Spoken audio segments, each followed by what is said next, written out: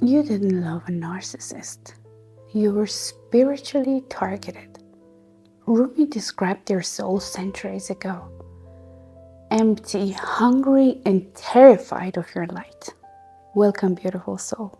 This is a space for those awakening into their highest timeline, where mysticism meets identity and ancient wisdom meets modern truth.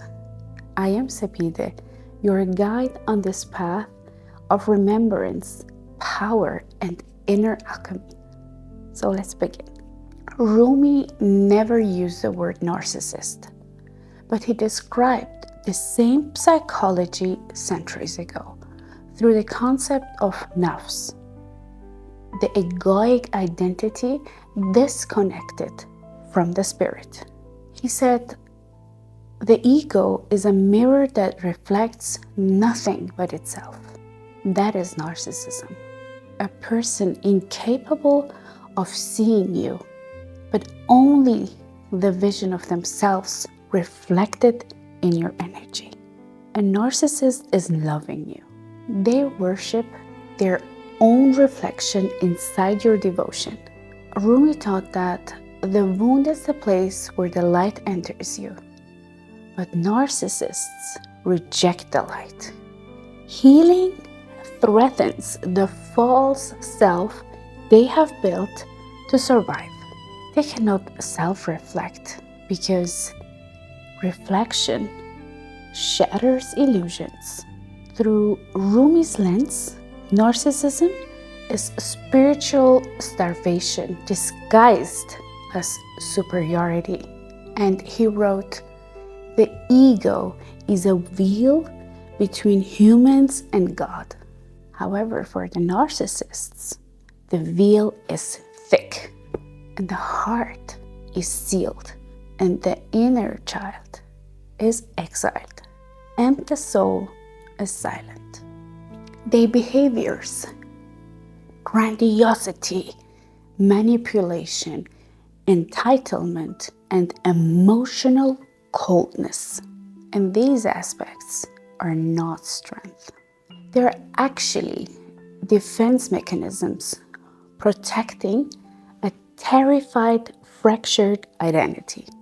And Rumi tells a story of a man polishing a broken mirror, hoping to reveal clarity. That is the narcissist.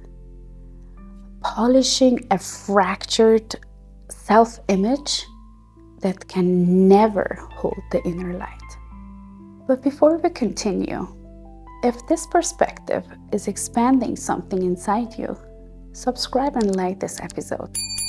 Not only to support the channel, but also to stay connected to a community committed to truth, awakening, and self-remembrance. Now let's journey deeper. Centuries ago, Rumi said, yesterday I was clever. I wanted to change the world. But today, I am wise. So I change myself. A narcissist stays stuck in clever, projecting outward and avoiding inward. But let me tell you this, transformation requires, first of all, surrender. Humility, self-honesty, vulnerability, and spiritual collapse. And the narcissist avoids all of these. You cannot heal someone, especially someone who denies their wound, worships their ego, and refuses accountability. And last but not least, fears emotional intimacy. And Rumi would say, you cannot awaken someone who protects their sleep. Their ego isn't a mask. It's their entire identity. Rumi's guidance in this case about or for rigid egos is one of his most direct teachings. He would say, stay away from people who belittle you. What do narcissists do? A narcissist is not a soulmate. They are soul lessons. And Rumi also said that set your life on fire and seek who fan your flames. And the narcissist extinguishes. They drain and they consume. So here's a spiritual truth. Your heart is a sanctuary and not a battlefield. Your role is not to heal them. Your role is to choose yourself. And here's a mystical lesson Rumi would want you to understand. A narcissist enters your life not to destroy you, but to show you where your self-love must rise. So what do? They reveal where your boundaries were too soft, where your intuition whispered but you didn't listen, and where you abandoned yourself, and last but not least, where your soul needed awakening. And Rumi teaches, stop acting small. You are the universe in a static motion. You are rediscovering the truth now. Your spirit is returning to itself. You are remembering your worth, your power, and your light.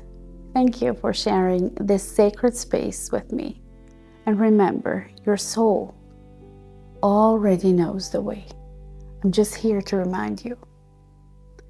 And if this episode expanded your awareness, subscribe and stay connected to your highest timeline.